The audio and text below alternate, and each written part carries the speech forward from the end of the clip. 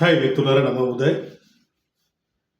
బోధి గయ ఉద్యమ ఫలితం ఫ్యూచర్లో ఎలా ఉంటుంది అనేది చెప్పడానికే వీడియో చేస్తున్నాను. వాస్తవం చెప్పాలంటే ఈ బోధిగయ ఉద్యమం ప్రపంచ దేశాలలో, ముఖ్యంగా బౌద్ధ దేశాలలో ఒక ఉలికిపాటుకు గురి చేసిందని చెప్పాలి. వాళ్ళు ఇన్నాళ్ళు బుద్ధుని యొక్క మందిరం, అంటే బుద్ధుడు మామూలుగా బౌద్ధ గ్రంథాల ప్రకారం బోధి చెట్టు కింద బోధిగయ ప్రాంతంలో, ఇప్పుడున్న బోధిగయలో బుద్ధుడు జ్ఞానోదయం పొందాడు. అక్కడి నుంచి ఆయన రియలైజ్ అయ్యి బౌద్ధ మార్గాన్ని అనుసరిస్తూ అక్కడి నుంచి సారనాథ్ వెళ్ళి, సారనాథ్లో ఒక 5 మంది బౌద్ధ శిష్యులకి జ్ఞానోపదయం చేసినట్టు ఈ చరిత్రలో బౌద్ధ గ్రంథాల్లో శాసనాధారం అయితే లేదు, కానీ బౌద్ధ గ్రంథాలలో ముఖ్యంగా బౌద్ధులు ఒక బిలీవ్నెస్, ఒక విశ్వాసాన్నిగా భావిస్తారు. అంటే బుద్ధుడు జ్ఞానోదయం చెందిన బోధిగయ ప్రాంతాన్ని పవిత్ర స్థలంగా భావిస్తారు. ఇది ఇండియాగా పరిమితం కాదు. బౌద్ధం ఇక్కడి నుంచి వెళ్ళిన బౌద్ధ జ్ఞానము విదేశాల్లో చాలా డెవలప్ అయ్యి, విదేశాల్లో పూర్తిగా స్థాయిలో అది విదేశాలలో పూర్తిగా దేశ అభివృద్ధిలో ఒక భాగం అయింది. అంటే బౌద్ధ మార్గాన్ని అనుసరించిన దేశాలు ఈరోజు మెజారిటీ దేశాలు, అన్ని దేశాలని చెప్పను, మెజారిటీ దేశాలు బౌద్ధ మార్గాన్ని అనుసరిస్తున్న దేశాలలో ఈరోజు మ్యానుఫ్యాక్చరింగ్, అంటే ప్రొడక్ట్ ఉత్పత్తిలో కానీ ఎగుమతులు దిగుమతులలో చాలా ప్రపంచంతో పోటీ పడుతున్నాయి. ఈరోజు మన భారతదేశానికి బౌద్ధ దేశాలు లేకపోతే దాదాపు మార్కెట్ మొత్తం బౌద్ధ దేశాలు ఒకవేళ మార్కెట్ రద్దు చేస్తే, మేము ఇక్కడ ప్రొడక్ట్ మీకు పంపమని వాళ్ళకిన ఒక హుకుం జారీ చేస్తే బౌద్ధ దేశాల నుంచి వచ్చే ప్రొడక్ట్ ఆగిపోతే భారతదేశంలో మార్కెట్ వ్యవస్థ కుప్పకూలిపోతుంది. ఇది ఏదో గొప్ప కోసమో లేకుంటే బౌద్ధాన్ని బలపరిచే విధంగా దాంట్లో చెప్పడం కోసం కాదు. ఇది వాస్తవానికి ఈరోజు మనం వాడే ప్రతి ఎలక్ట్రానిక్ వస్తువు, చిన్న బొమ్మల కానుంచి టాల్స్ కానుంచి ప్రతిదీ మనం ఈరోజు బయట దేశాలు, అది కూడా బౌద్ధ చైనా దేశాలు, లేకుంటే జపాన్ కావచ్చు, సింగపూర్, ఇట్లా దేశాల నుంచి మనము దిగుమతి చేసుకుంటున్నాం. అయితే ఇంత జ్ఞానంగా ఈరోజు మనం ఎలక్ట్రానిక్ కావచ్చు, ఎలక్ట్రికల్ వస్తువులు కావచ్చు, ఈరోజు మనం వాడే సామ్సంగ్ ఫ్రిడ్జ్లు కావచ్చు, ఫిలిప్స్ కంపెనీలు ఎప్పటి నుంచో బోల్డ్ కానుంచి లెక్కేసుకుంటే అవన్నీ బౌద్ధ దేశాల టెక్నాలజీ పరంగా మనం ఆలోచించాలి. సో ఇప్పుడు ఈ బౌద్ధ దేశాలన్నీ ఏం చేస్తున్నాయంటే ఒక ఆలోచనలో పడ్డాయి. అంటే ఈ దేశంలో, భారతదేశంలో బౌద్ధం పుట్టింది, బౌద్ధాన్ని కాపాడుతున్నారు అనే ఉద్దేశంతోనే మేము ఉన్నాం. కానీ ఇప్పుడు అక్కడ బుద్ధునికే ఆక్రమణకు గురైపోయి బుద్ధుని పక్కన పెట్టేశారు. ఒక అన్ని మత ప్రభావం పోర్తుగేలలో ఉంటే దేశవ్యాప్తంగా ఎట్లా ఉంటుంది అని చెప్పేసి ఒక ఆలోచనకు వచ్చారు. అయితే ఆ ఆలోచన ఎంత దూరం వెళ్తుంది అనేది ఒక ప్రశ్న. అలాగే ఇక్కడ దేశంలో కూడా అసలు ఏం జరగబోతుంది అనేది ఒక ఆలోచన. ఇవి చాలామంది ఏదో అయిపోతుంది, ఏదో దేశము ఇంకోటి అయిపోతుంది అని చెప్పడానికి కాదు, కానీ ఇది ఖచ్చితంగా జరుగుతుంది, దీనివల్ల లాభమే అని చెప్పడానికి నేను ఈ వీడియో చేస్తున్నా. చాలామంది హిందూ సోదరులకి ఏముందంటే బౌద్ధం అనేది ఒక సన్యాసి మతం, బౌద్ధం అనేది కేవలం అది అంతరించిపోయింది, బౌద్ధ రాజులు యుద్ధాలు చేయకుండా కత్తులు వదిలేయడం వల్ల మిగతా వాళ్ళు దాడి చేశారు, ఆక్రమించుకున్నారు అనేది ఒక ప్రాపగండలో వాళ్ళు ఒక గిరిగీసిన ఒక చరిత్రలో వాళ్ళు తిరుగుతూ అదే నిజం అనుకుంటున్నారు. అసలు బౌద్ధాన్ని ఎట్లా అంతరించిపోయింది, బౌద్ధాన్ని ఎవరు అంతరింపజేశారు, నిజంగా బౌద్ధ రాజులు యుద్ధాలు మానేసి రాజ్యాలు పరిపాలించలేదా అనేది మనం ఆలోచించాలి. అశోకుడు కాలంలో ఆయన రాజ్యము దమ్మదీక్ష తీసుకొని రాజ్యాన్ని పరిపాలించాడు, చెరువులు తవ్వించాడు, చెట్లు నాటించాడు. ఈరోజు గ్రామానికి ఎంట్రెన్స్లో ఊరు వాకిలి అంటారు, మనం కూర్చొని మాట్లాడుకోవడానికి అక్కడ నీళ్ళ తొట్టి పెట్టి అప్పట్లో బావులు లేదా నీళ్లు ఉండే వాళ్ళకి పదాచారులకు వచ్చిన వాళ్ళకు గ్రామాల్లో కూర్చొని మాట్లాడుకోవడానికి, గ్రామ సభలు జరుపుకోవడానికి అప్పట్లోనే సచివాలయాలు అంటుందని, ఊరువాకిలే సచివాలయం. అక్కడ పంచాయతీలు తెంపుకునేడానికి ఆ కాలంలోనే టెక్నాలజీని ఫాలో చేశాడు. ఈరోజు మనం చూస్తున్న ప్రతి బొడ్రాయి గ్రామ సచివాలయానికి ముందర ఉంటుంది. అది అంటే ఎంట్రన్స్లో ఉంటుంది. అది బౌద్ధ స్తూపం. అది అంటే ఎంత ముడిపడి ఉందంటే ఆ కాలంలో అసలు చెరువులు ఎక్కడి నుంచి తవ్వకాలు మొదలుపెట్టారు, చెరువులు ఏ కాలం నుంచి ఒకసారి చరిత్రలోకి వెళ్తే తెలుస్తుంది. అంటే గ్రామానికి నీళ్ళు జీవనదులే కాదు, నిల్వ చేసుకోవాలి, పంటలు పండించుకోవాలి అని చెప్పి చెరువులో తవ్వకాలు స్టార్ట్ చేసింది అశోకుడి కాలంలో. మరి అంత జ్ఞానవంతమైన రాజు తర్వాత అందరితో అంతరించిపోయిందే. ఆయన కొడుకు పరిపాలించాడు, తర్వాత తన అల్లుడు దశరథుడు పరిపాలించాడు. ఆయన తర్వాత 9 మంది, దాదాపు 7 మంది పైన పరిపాలన చేశారు. తర్వాత శుంగవంశం వచ్చింది, తర్వాత చాలా వంశాలు వచ్చినాయి. కుషాన్ చక్రవర్తులు, శాతవాహనులు, ఇక్ష్వాకులు. ఆ తర్వాత వచ్చేసి ఇంకా చాలా చెప్పుకుంటూ పోతే చాలామంది ఉన్నారు. గుప్తులు ఉన్నారు, విష్ణుకుండినులు ఉన్నారు, తర్వాత పల్లవులు, చాళుక్యులు. 10వ శతాబ్దం వరకు 9-10 శతాబ్దం వరకు బౌద్ధ రాజులే ఉన్నారు. ఎక్కడ కానీ ఇప్పుడు మనం గిరిగీసిన అదే చెప్తున్నా కదా, గిరిగీసిన చరిత్రను చదువుతూ అదే నిజం అనుకునే హిందువులకు నేను చెప్పేదల్లా ఏంటంటే, అసలు బౌద్ధము 9-10 శతాబ్దాల వరకు బ్రహ్మాండంగా ఉంది. విద్య, వైద్య, ఆహారం పరంగానే ఈ దేశాలలో బౌద్ధం చాలా విరజల్లింది. మరి ఇది ఎలా అంతరించిపోయింది, ఎవరు అంతరించి చేశారు, అసలు యూనివర్సిటీలు ఎవరు క్లోజ్ చేశారు, తర్వాత ఈ యొక్క భాషని ఈరోజు మన ప్రాచీన భాష శాసనాలు ప్రతి మందిరంలో, విహారాలలో ఉన్న శాసనాలన్నీ ఎక్కడ పోయినాయి అనే ఆలోచన మొదలు చేస్తే చరిత్ర మొత్తం అవగతమవుతుంది. మరి ఇప్పుడు జరగబోయే పరిణామాలు ఏంటిదంటే, ఒక బౌద్ధికయతో మొదలై ముందు బౌద్ధ నిర్మాణాల దగ్గర ఉన్న ఈ వైదికుల దురాఘాతాలని మనము ప్రశ్నించుకుంటూ పోవాల్సి వస్తుంది. మనం ఎగ్జాంపుల్ తీసుకుంటే మన తెలుగు రాష్ట్రాల్లో నుంచే మనం మాట్లాడుకోవాలి. మనకు చాలా బౌద్ధ గుహల దగ్గర కూడా ఈ యొక్క బ్రాహ్మణ వ్యవస్థ ఎంటర్ అయ్యి ఆ బౌద్ధ గుహలు కూడా వీళ్ళు అది వాళ్ళకి లాభం వచ్చే ప్రతి వస్తువుని వాళ్ళు కబ్జా చేసుకుంటూ వచ్చారు. మనం గుంటుపల్లి బౌద్ధ గుహలు చూసుకుంటే, గుంటుపల్లి బౌద్ధ గుహలలో ప్రతి శివరాత్రికి అది బౌద్ధ చైత్య స్తూపం అని అక్కడ పురావశాఖ బోర్డు పెట్టి దాని శాసనాలు అన్నీ పెట్టినా కూడా సరే విశ్వాసం ఎవరు కాదంటలేరు. ప్రజల్ని అటువైపు మళ్లించడం బ్రాహ్మణ వ్యవస్థ తప్పది. అక్కడ శివాలయం, అది శివుడు లింగం అని చెప్పేసి ప్రతి శివరాత్రికి ఇసుకేస్తే రాలని జనం అంతా అక్కడ పోయి అక్కడ పడుకొని నిద్ర చేస్తూ, లేకుంటే పిల్లలు పుట్టిన వాళ్ళకు పిల్లలు పుడతారంట, ఏదో ఒక ప్రాపగండా క్రియేట్ చేసి అక్కడ ఒకటి తయారు చేశారు. అలాగే ఏలూరు పక్కనే మనకు పాండవుల మెట్ట అంటారు. ఈ పాండవుల మెట్ట అది పెద్ద బౌద్ధ మానిస్ట్రీ. అది 2200 సంవత్సరాల క్రితం నిర్మించిన బౌద్ధ మానిస్ట్రీ.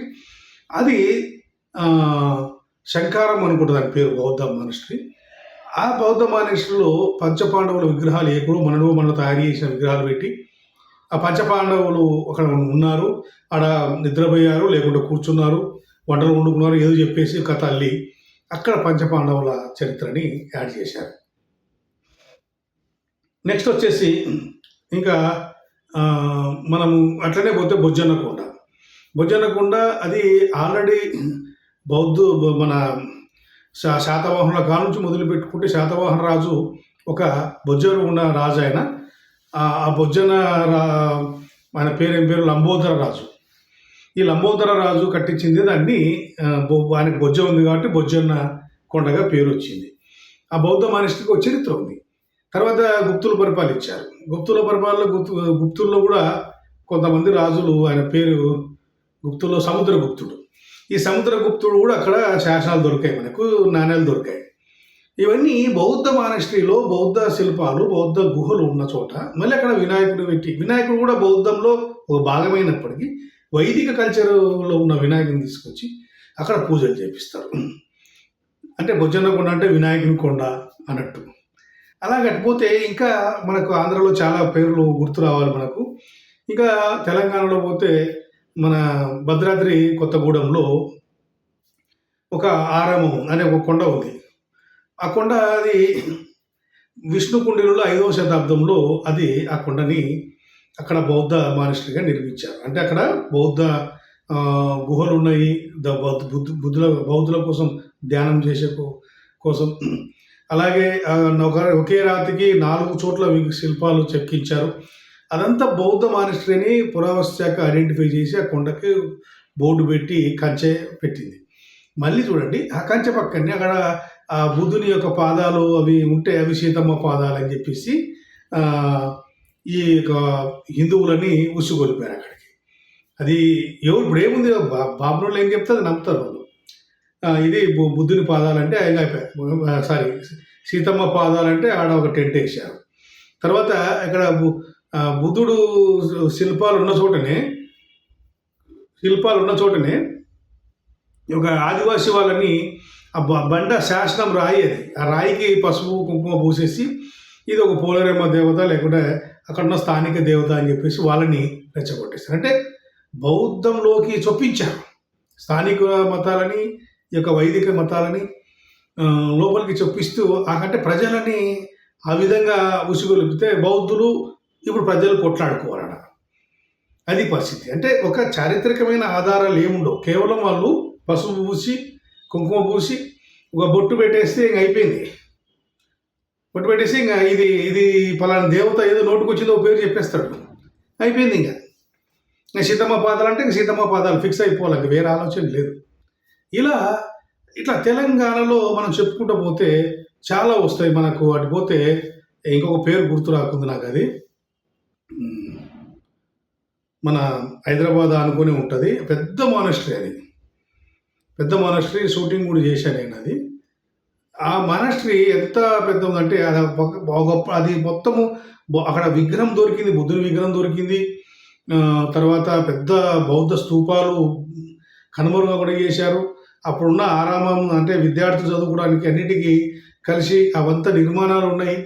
ఇవన్నీ నిర్మాణాలు ఉన్నా కూడా దాన్ని శైవ ఆలయంగా, శైవ పక్కన ఉన్న వజ్రయాన టెంపుల్స్ని శైవ ఆలయాలుగా మార్చేసి అలాగే ప్రాపకాండ చేస్తారు. అంటే ఇట్లా మొత్తము చెప్పాలంటే మనకి చాలా ముందు బౌద్ధం యొక్క ఉన్న బౌద్ధ నిర్మాణాల దగ్గర, బౌద్ధ గుహల దగ్గర, బౌద్ధ విహారాల దగ్గర, పురావస్తు శాఖ ఐడెంటిఫై చేసిన ప్లేసుల దగ్గరనే వీళ్ళని పంపడానికి ఎంత శ్రమ పడాల్సి వస్తుందో. కానీ రాబో రోజుల్లో ఇక్కడ అంతటా పోరాటాలు జరుగుతాయి. అలాగే దేశవ్యాప్తంగా చూసుకుంటే పోతే మనం కార్లా కేవ్స్, నేను సోషల్ మీడియాలో పోస్టులు పెడుతున్నా. కార్లా గుహలు అవి ఒక అప్పట్లో రోమన్ చక్రవర్తులు, ఇక్కడ ఉన్న బౌద్ధ రాజులు ఇద్దరు వ్యాపార లావాదేవీల కోసం కలిసి బౌద్ధుల ఒక పక్క విద్య, వైద్య క్లాసులు కావచ్చు, లేకుంటే హాస్పిటల్స్ కావచ్చు, దానికోసము ఈ అందరికీ అంటే అప్పట్లో అన్నీ ఉండేవి. ఒక విహారంగా ఒక ఆరామం నిర్మిస్తే విడిది వచ్చిన వాళ్ళకు, బయట నుంచి వచ్చిన వాళ్ళకు విడిది గృహాలు, అలాగే అక్కడ వండుకొని చేసుకోవడానికి వంటలు అన్నీ ఒక చోట అంటే ఒక సమూహం ఉండేది. అప్పట్లో ఇంత జనాభా లేదు కాబట్టి ఉన్న చోటనే అన్నీ ఏర్పాటు చేసేవాళ్ళు. అట్లా అక్కడ ప్రతి స్తంభం పైన శాసన ఆధారం ఉంది. ఏ రాజు ఏ కాలంలో దీనికి శాసనాలు ఇచ్చారండి. అలాంటిది కార్లా గుహల దగ్గర ముందర ఒక గుడి చిన్నది ఏర్పాటు చేసి దాన్ని ఎంత స్థాయిలో తీసుకొచ్చారంటే ఆ కార్లా గుహలని కేవలం చూడడానికి విజిటింగ్ వస్తారు. అది దాని చరిత్ర అవసరం లేదు. అక్కడ దేవునికి మొక్కుకొని టెంకాయ కొట్టుకుంటే అయిపోతుంది. ఒక తిరుపతిని తలపిస్తుంది అక్కడ మహారాష్ట్ర కార్లా గుహలు. తిరుపతి లెక్క ఆ కొండపైకి జనాలు ఆ కొండ నుంచి పైనుంచి కింది వరకు ఆ అంగళ్ళు అంటే దాని వ్యాపార సమూహము ఎంత అంటే అది ఆ ప్రజలని అంత బిజినెస్గా తయారు చేశారు. అది దాని చరిత్ర వేరు, దాని సిస్టమ్ వేరు, దాని సిద్ధాంతం వేరు. అదంతా పక్కన పెట్టేసి ఒక కార్లాదేవి అని చెప్పేసి అక్కడ ఉన్నది వజ్రయాన మందిరమే ఉండొచ్చు, వజ్రయాన టెంపుల్ అయి ఉండొచ్చు. అంటే వీళ్ళ చరిత్రలో లేకపోయినా చివరిలో వచ్చి వీళ్ళు అన్నిటికీ ఇట్లా చేయడం వల్ల ఇట్లా గుహల దగ్గరని అంటే ఇంకా మందిరాల జోలికి పోతే ఇక చాలా ఉంటుంది. చాలా మందిరాల దగ్గర మనము ఈరోజు గుహలోనే ఈ పోరాటం మొదలవుతుంది. ఫస్ట్ బుద్ధగయలోనే వీళ్ళు వచ్చే గింజలాడుతున్నారు, మేము వదిలితే పట్టు వదిలితే మా పరిస్థితి ఏంది, సడలిస్తే మా పరిస్థితి ఏంది చెప్పేసి రకరకాలుగా ప్రయత్నాలు చేస్తున్నారు. కానీ ఎప్పటికైనా ఇది కేవలం ఈ దేశ సమస్య అయితే వాళ్ళు విజయం సాధిద్దురేమో, కానీ ఇది యూనివర్సల్ సమస్య. ఇది ప్రపంచ వారసత్వం బౌద్ధం.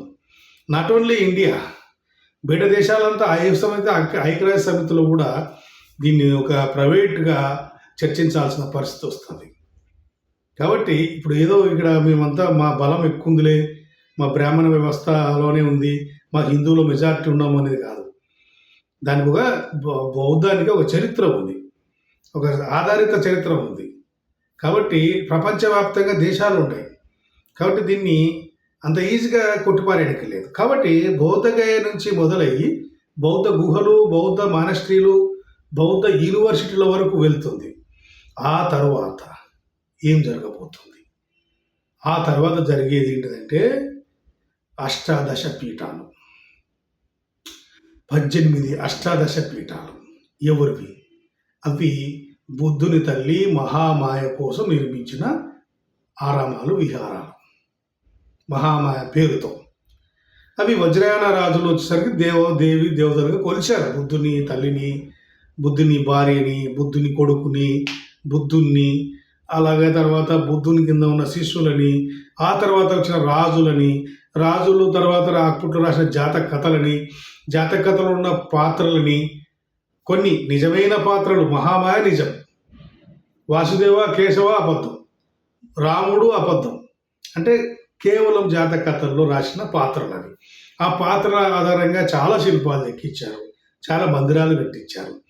కాబట్టి అష్టాదశ పీఠాల జోలికి వెళ్తారు. అలాగే జ్యోతిర్లింగాలు, 12 జ్యోతిర్లింగాలు. ఈ 12 జ్యోతిర్లింగాలు ఎక్కడెక్కడ ఉన్నాయంటే కేదార్నాథ్, బద్రీనాథ్, సోమనాథ్, ఇంకా చాలా ఉన్నాయి. మనం శ్రీశైలంలో ఉన్న మల్లికార్జున స్వామిది కూడా జ్యోతిర్లింగంలోకి వస్తుంది. అంటే ఇలాగే తర్వాత తిరుపతి, థేరోపతి, ఇవంటి థేరోపతి పేరు మీద ఉండే విహారాలు, మందిరాలు చాలా దేశవ్యాప్తంగా చాలా ఉన్నాయి. కానీ తిరుపతికి చాలా పేరు వచ్చింది. అది ఈ శైవులు వైష్ణవులు కొట్లాడుకునే సందర్భంలో, బుద్ధుని నిర్మాణాలు పంచుకునే క్రమంలో వీళ్ళు కొట్లాడుకున్నారు ఒకరికొకరు. అంటే బౌద్ధాన్ని 5 భాగాలుగా విడగొట్టుకున్నారు. సూర్య, స్కంద, శక్తి, శివ, విష్ణు, ఈ 5 శాఖలుగా విడగొట్టుకొని విగ్రహాలను పంచుకున్నారు. పంచుకునే క్రమంలో ఈ మిగతా శక్తిపీఠాలు, స్కంద, సూర్య సైలెంట్ ఉన్న సంబంధించిన టీమ్స్, ఈ శివ, విష్ణు వీళ్ళిద్దరి మధ్యన పోటీ పడింది. ఈ శివ, విష్ణు వాళ్ళకు ఇంకా ప్రాబల్యం పెంచుకోవడానికి కొట్లాడుకున్నారు. శైవరాజులు, వైష్ణవరాజులు, శైవరాజులు కొట్టుకునే పరిస్థితుల్లో తిరుపతి దగ్గర పంచాయతీ జరిగింది. తిరుపతి ఆ పంపకాల్లో అటు వెళ్ళింది. ఎవరికి? ఈ యొక్క వైష్ణవ, అంతకుముందు శైవం ఉండేది. అందుకే అప్పుడు దాన్ని వెనకటి ఈశ్వరుడు వెంకటేశ్వరుడు అయ్యారంటారు. సో ఇలా ఈ గొడవలు ఇవన్నీ జరిగి తిరుపతికి పేరు వచ్చింది. అట్లాంటి తిరుపతి ప్లేసులు మన దేశంలో ఇంకా కొన్ని ఉన్నాయి. అవి అంత పేరు రాలేదు. థేరోవాదంలో థేరోపతి అంటే థేరవాదానికి సంబంధించిన అవలోకితేశ్వరుడు అనేది ఇక్కడ మనం ఉండే తిరుపతిలో అవలోకితేశ్వర విగ్రహం. చాలామంది బుద్ధుడు ఉన్నాడు, బుద్ధుడుకి అంటే బుద్ధుడు చీరాలు ధరించుకొని, చివరాలు ధరించి, క్లాత్ ధరించుకొని ఉంటాడు బుద్ధుడు. అక్కడ ఎలా ఉందంటే ఒక అవలోకితేశ్వరుడు అలా అంటే ఒక బాడీ ఉంటుంది, ఓపెన్గా అలంకరణ ఉంటుంది. అంటే అవలోకితేశ్వర శిల్పమే వెంకటేశ్వర స్వామి శిల్పం. అది ఇలా చెప్పుకుంటూ పోతే అంటే ఎక్కడ బోధిగయలో మొదలైన ప్రస్థానము బౌద్ధ గుహలు, నిర్మాణాలు, బౌద్ధ ఆరామాలు, విహారాలతో మొదలయ్యి కొనసాగుతూ తరువాత అష్టాదశ శక్తిపీఠాలు, జ్యోతిర్లింగ మందిరాలు, అలాగే ఇంకా మనం ముందుకెళ్తే చాలా ఉన్నాయి. ఇక్కడ బౌద్ధానికి వాళ్ళు ఎలా వెళ్తున్నారంటే ఒక లీగలైజ్డ్గా, అంటే ఒక చారిత్రక ఆధారాలతో, అంటే ఏదో ఊరికే ఎరచెర కట్టుకున్నంత నా భార్యని, ఇంకా అది ఆమెని, ఇంక నా భార్య అంటే తంతర పట్టుకొని, కానీ లీగల్గా ఇప్పుడు ఈరోజు బీటీ యాక్ట్ రద్దు చేయమని ఎందుకు చెప్తున్నారంటే వాస్తవానికి వీళ్ళందరూ ఒప్పుకున్న వాళ్ళే హిందువులు. అప్పుడు ఏదో ఆక్రమించుకున్నారు మా వాళ్ళు, ఇచ్చేస్తాం. గాంధీ కూడా ఈ యొక్క ఎవరితో మన అనారిక దమ్మపాల ఒక శ్రీలంక బుద్ధిస్ట్ వచ్చేసి ఇక్కడ దీనిపైన ధర్నా చేసి కూర్చుంటే గాంధీజీ పిలిచి ఒక మాట చెప్పాడు. నేను వద్దు వద్దు ఇది మంచిదే, మీకు ఇచ్చేయడమే, ఇంత ఇప్పుడు ఉద్యమాలు నడుస్తున్నాయి కదా, భారతదేశం అభివృద్ధి స్వతంత్రం రాబోతుంది మనకు, అంతవరకు వెయిట్ చేయండి అని చెప్పేసి దమ్మపాలని ఆపాడు. అది రికార్డెడ్. తర్వాత ఆయన పట్టించుకోలేదు, ఆయన చనిపోయాడు. తర్వాత రకరకాలుగా అంటే చాలామంది పండితులు కూడా ఈ యొక్క పురోహితులు కూడా పెద్ద పెద్ద అప్పట్లో ఉన్న వాళ్ళు మీ బుద్ధిని మీకు ఇచ్చేస్తామని చెప్పిన వాళ్ళే. కానీ తర్వాత అనుకోకుండా రాజ్యాంగ విరుద్ధంగా అసలు బీటీ యాక్ట్ ఫర్ 1949 అని చెప్పేసి చట్టం రాజ్యాంగంలోనే లేదు. అది రాజ్యాంగం లేదని చెప్పలేని చట్టాన్ని ఒకటి తీసుకొచ్చి, ప్రైవేట్ చట్టం తీసుకొచ్చి, అది కూడా బీహార్ రాష్ట్రంలో తీసుకొచ్చి ఇక్కడ దాన్ని బౌద్ధులకు సంబంధం అట్లా అంటే అందరూ కలిసి హిందువులు బౌద్ధులు కలిసి పూజలు చేసే విధంగా కమిటీలు ఏర్పరచుకునే విధంగా పెట్టారు. అప్పట్లో ఆ కాలానికి బౌద్ధులు చాలా పరిస్థితి ఎలా ఉందంటే దేశం కోసం కొట్లాడితే సాగరానంటే ఉంది పరిస్థితి. తర్వాత రాను స్వతంత్రం వచ్చిన తర్వాత ఎడ్యుకేషన్ ముఖ్యంగా విద్యా వ్యవస్థ బలంగా పనిచేయడం, అందరూ ఇప్పుడు మేధావులు అయిపోవడం, పిహెచ్డి స్కాలర్స్ కావడం, ప్రొఫెసర్లు కావడం, ఇంటలెక్చువల్స్ కావడం, దీనివల్ల ఏంటి మా చరిత్ర అనేది తెలుసుకున్నారు. రాబో రోజుల్లో ఒకటైతే అంతర్యుద్ధమే ఉంటుంది. ఈ అంతర్యుద్ధము అనేది ఏంటిదంటే మానసికమైన యుద్ధం. అంతర్యుద్ధం అంటే ఏదో కొట్టుకొని ఫైటింగ్ చేసుకునేది కానే కాదు. మానసికమైన యుద్ధం అంటే హిందువులలో ఒక మానసికమైన యుద్ధం మొదలైంది. ఆల్రెడీ మొదలైంది ఇప్పటికే. వాళ్ళు ఇప్పుడు మొదలయ్యి ఏంటిది పరిస్థితి? బౌద్ధం నిజమా, లేకుంటే ఇప్పుడు బ్రాహ్మణులు చెప్పే మా హిందూ మతం నిజమా? వాళ్ళేమో ఆధారాలు చూపిస్తున్నారు, మరి వీళ్ళెందుకు దాని మీద ఖండన చేయడం లేదు? రేపొద్దు జరిగేది అదే.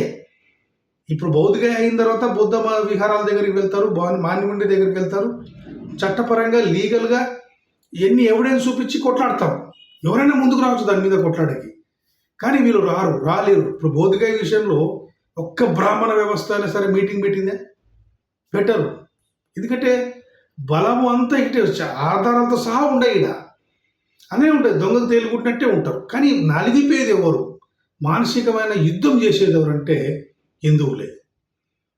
చాలా హిందువులు ఒక మానసికమైన యుద్ధాన్ని, అంతర్యుద్ధాన్ని మనసులో పోరాటం చేసి వాళ్ళు రియలైజ్ అయిన రోజు, ఒక్కటి మూర్ఖంగా పోయే వాళ్ళు ఉంటారు. ఏదైనా కానీ నేను రాముడి కోసం, కృష్ణుడి కోసం, శివుడి కోసం అంటే సృష్టించబడ్డ పాత్రల కోసం మేము కొట్లాడతామనే వాళ్ళు ఉంటారు. ఇది నిజమా? ఈ పాత్రలన్నీ కల్పితమేనా? ఒక కథలో కావ్యాలు రాసుకున్న కథలన్నీ తర్వాత వీళ్ళు కాపీ చేసుకున్నారా? అరే ఎంత పని జరిగింది. ఇప్పుడు నేను కూడా ఒకప్పుడు హిందువుని, నేను అయిపోమానలు వేసిన వాడిని. నాలో యుద్ధం మొదలైంది, మానసిక యుద్ధం మొదలై నేను మాలలు వేసుకున్నప్పుడే నాలో ఒక ప్రశ్న నన్ను వెంటాడుతూ ఒక హేతువాదబద్ధంగా నేను తయారు కాగలను. అలాగే ప్రతి ఒక్కరు అంతర్యుద్ధం మొదలవుతుంది. ఈ యుద్ధంలో గెలుపు ఎప్పుడైతే నిజమనే అంటే వాస్తవాన్ని గెలుస్తాడో అప్పుడు ఈ దేశ చరిత్ర ముందుకు సాగుతుంది. ఆ తర్వాత చాలామంది సర్దుకోవాల్సిన వాళ్ళు సర్దుకుంటారు. సో దీనిలో చాలా మూర్ఖులు కూడా దాడులు చేయడం జరగవచ్చు, మానసిక భౌతిక దాడులు కూడా జరగవని కాదు. కానీ ఇక్కడ మెయిన్గా మనం ఆలోచించాల్సింది మిత్రులారా, భారతదేశంలో మాత్రమే హిందూ మతం కనపడుతుంది.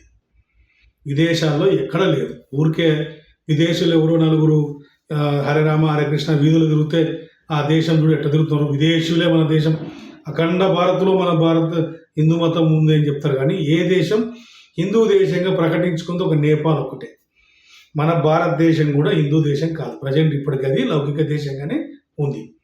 అంటే హిందూ దేశంగా ప్రకటించుకున్న దేశాలు ఏవీ లేవు. అది నేపాల్ భారత్ ప్రోద్బలంతో అక్కడ రాజుని ఒక యువరాజుని చంపి తర్వాత పెద్ద స్టోరీ అది. తర్వాత హిందూ దేశంగా ప్రకటించుకోవడం, బౌద్ధ రాజుని చంపేసి మన జస్ట్ 20 ఏళ్ళకు 30 ఏళ్ళ కిందట 20 ఏళ్ళకు ఉండొచ్చు అంతేనేమో, అది చంపి ఈ నేపాల్ని హిందూ దేశంగా ప్రకటించుకున్నారు. కానీ అక్కడ బౌద్ధమే ఉంది.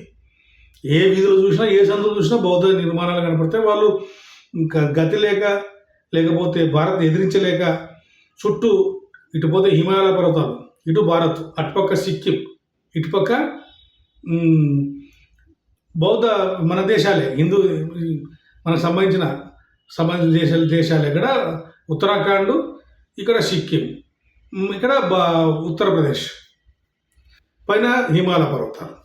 ఈ ఎవరు చెప్పుకోలేని పరిస్థితి అది. అంటే అది ఒకప్పుడు అంతర్భాగమే, భారత్లో అంతర్భాగమే. కానీ ఇప్పుడున్న పరిస్థితుల్లో ఈ యొక్క ఆ నేపాల్ ఒక్కటే హిందూ దేశంగా ప్రకటించబడింది.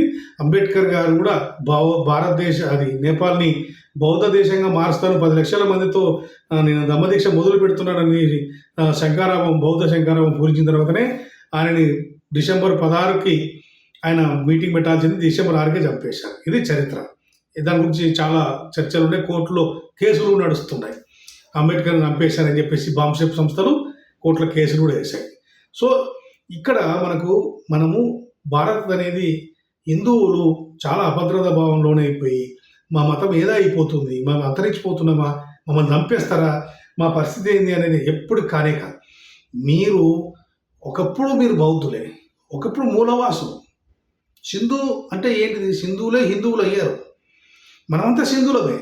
సింధులో నుంచి పుట్టినదే బౌద్ధం, సింధులోంచి పుట్టినదే ఈ యొక్క మూలవాసి సిద్ధాంతం. ఏదైతే మనం మొలుస్తున్న ఈ యొక్క అమ్మతల్లుల కల్చరు, జానపద కల్చరు, ఈరోజు మనం చూస్తున్న గ్రామ దేవతల కల్చర్ మనమే. ఇవన్నీ మనము సింధు కల్చర్ మనలో ఉంది, జానపద కల్చర్ మనలో ఉంది, అమ్మతల్లుల కల్చర్ మనదే. అలాగే దీనిపైన జ్ఞాన మార్గం బౌద్ధం. అంటే ప్రతి గ్రామానికి ఒక ఎలిమెంటరీ స్కూలు, ఒక హై స్కూల్ ఎట్లా ఉందో అలాగే ఆ కాలంలో అప్పట్లో బౌద్ధ ఆరామాలు, బౌద్ధము, ఒక టీచర్లు వ్యవస్థ ఉండేది. విద్య, వైద్య, ఆహారమే బౌద్ధం అంటే. కానీ అంతర్లీనంగా మన స్థానిక మతాలు, స్థానిక విశ్వాసాలు వేరుండే. కానీ అవి హిందూ మతానికి సంబంధం కాదు, వైదిక బ్రాహ్మణులకు సంబంధం కాదు. ఆనాడున్న స్థానిక బ్రాహ్మణులు మాంసాహారులు, ఆనాడున్న స్థానిక బ్రాహ్మణులు జంతు బలులు చేసేవాళ్ళు. ఇప్పటికి కూడా మనము ఏ కార్యం చేసినా జంతు బలులు చేస్తాం. ఏ కార్యం చేసినా మనము ముక్క ఏమంటారు, ముక్క లేదే, మందు లేదే, మద్యం లేదే కార్యక్రమాలు చేసుకునేవన్నీ ఆనాటి కల్చర్లు. ఎప్పుడైతే ఈ యొక్క పర్షియన్ బ్రాహ్మణులు 10వ శతాబ్దం తర్వాత వచ్చిన తర్వాతనే ఇవన్నీ మన దేశంలో అన్నీ బంద్ చేసి, అంటే ఆ స్థానిక విశ్వాసాలు బౌద్ధం రెండు మిక్స్ అయిపోయి మమేకమై బాగా డెవలప్ అయ్యి దేశాన్ని 16 యూనివర్సిటీలు నిర్మించి ప్రపంచ దేశాలుగా చదువు చెప్పిన కల్చర్ ఉన్న భారతదేశాన్ని యొక్క పర్షియన్ వాళ్ళు వచ్చేసి ఆక్రమించుకున్నారు. బ్రాహ్మణులు, ముస్లిమ్స్ ఇద్దరు ఒకటే. అంటే నాట్ ఓన్లీ ఇక్కడ లోకల్ ముస్లిమ్స్ కాదు, పర్షియన్ వాళ్ళు, బ్రాహ్మణులు ఇద్దరు ఒకటే. వాళ్ళు ఇద్దరు ఒకటే ఈ దేశాన్ని దోచుకొని ఈరోజు కూడా మేము ఒకరి మీద ఒకరు శత్రుత్వం నటించుకుంటారు తప్పితే వాళ్ళు ఎప్పటికీ పోరాడుకొని కొట్లాడుకొని చేసింది ఉండదు. సో మిత్రులరా, ఇక్కడ హిందువులు తెలుసుకోవాల్సిన విషయం, మానసికమైన ఒక ఘర్షణలోంచి మీరు బయటకు రావాల్సిన పరిస్థితి ఉంటుంది. రాబో రోజుల్లో ఈ యొక్క భారతదేశంలో చాలా పెనుమార్పులు జరిగే అవకాశం ఉంది. అలాగే ఏదో చేస్తామని మిమ్మల్ని రెచ్చగొట్టవచ్చు. మన అఖండ భారత్ని కాపాడుకుందాం, అది చేసుకుందాం అంటే మీరు పప్పులో కాలేసినట్టే. ఎందుకంటే హిందూ ఒక రిలీజన్ అనేది ఇక్కడ మన దేశంలో తప్పితే ఎక్కడ కనిపించదు. ఎందుకంటే ఆ మూలాలే లేవు చెప్పాలంటే. ఇక్కడున్న వాళ్ళే హిందువుని ఈ దేశాన్ని పరిపాలిస్తున్న ప్రధానులు కావచ్చు, రాష్ట్రపతులు కావచ్చు, మంత్రులు కావచ్చు, విదేశాంగ మంత్రులు కావచ్చు, వీళ్ళందరూ బయటికి పోయి ఇది ల్యాండ్ ఆఫ్ బుద్ధ అని చెప్తారు తప్పితే మిమ్మల్ని మోసం చేస్తున్నారు తప్పితే ఇంకొకటి లేదు. వీళ్ళు పోయి మా రాముడి దేశం అని చెప్పండి, మా కృష్ణుడి దేశం అని చెప్పండి. అది చెప్పనీకి చేత కాదు, చెప్తే వాళ్ళు ఒప్పుకోరు కూడా. ఎందుకంటే ప్రపంచ దేశాలలో ఇది ల్యాండ్ ఆఫ్ బుద్ధ కంట్రీ అనేది అందరికీ తెలుసు. ఇది మిమ్మల్ని మోసం చేస్తున్నారు తప్పితే ఇంకొకటి లేదు. మిమ్మల్ని రెచ్చగొడతారు, ఇంకా అది చేద్దాం అని, నరకండి, పొడసండి, మన మతం కోసం, మన ధర్మం కోసం, దేశం కోసం, ధర్మం కోసం అంటారు. ఏం కాదు. అసలు ఈ దేశంలో విష్ణు అవతారాలు కల్పించే 14వ శతాబ్దంలో కల్పించిన అవతారాలు అవి. అంతకుముందుకు శైవం ఉంది, శైవము బౌద్ధం నుంచి శైవం పుట్టింది. ఆ శైవం తర్వాత పెద్ద చర్చ మీకు. కాబట్టి ఈ దేశంలో శివుడు అంటే మహాదేవ్ అంటే ఎవరు? ఒక మహస్థవిర. అంటే ఇది ఒక కల్చర్ ప్రకారంగా వచ్చింది. ఒకవేళ బౌద్ధులు శివుని ఒప్పుకుంటారేమో కానీ, మహాదేవుని ఒప్పుకుంటారేమో కానీ, ఈ యొక్క రాముడు, కృష్ణుని విష్ణు అవతారాలను అసలు ఒప్పుకోరు. ఎందుకంటే అవి కేవలము వైదిక బ్రాహ్మణులు కల్పించుకున్న ఒక పురాణ కథలు, మన పైన రుద్దిన ఒక కథ, రుద్దిన ఒక అద్భుత కల్పన అది. కాబట్టి మిత్రులరా, మీరు చాలా ఆలోచించాల్సిన విషయం ఏంటంటే, ఈ దేశం ఇంకా అభివృద్ధి చెందుతుంది తప్పితే ఏదో నాశనం అయిపోతుంది, బౌద్ధము సన్యాసి మతము అనేది కానే కాదు. రాబో రోజుల్లో మీకు చాలా విషయాలు తెలుస్తాయి. సో ఇది బౌద్ధికాలు నేను ఇంకా ఇక్కడే కొనసాగుతూనే ఉన్నాను. బౌద్ధం కోసం నా అన్వేషణ కొనసాగుతూనే ఉంది. ఆ అన్వేషణలో భాగంగా సాంస్కృతిక విప్లవం కూడా ఒకటి. ఆ సాంస్కృతిక విప్లవంలో భాగంగా నేను ఇలాంటి కార్యక్రమాల్లో ముందుగా చురుగ్గా పాల్గొంటున్నాను. రాబో రోజుల్లో ఇంకా మంచి మంచి మీకు అప్డేట్స్ మీకు ఇస్తాను మిత్రులారా. థ్యాంక్ యూ ఫర్ లాస్ట్ వరకు చూసిన వాళ్ళందరికీ పేరు పేరున బుద్ధిని యొక్క వందనాలు తెలుపుతున్నాను. Thank you for watching. Namo బుద్ధాయ్.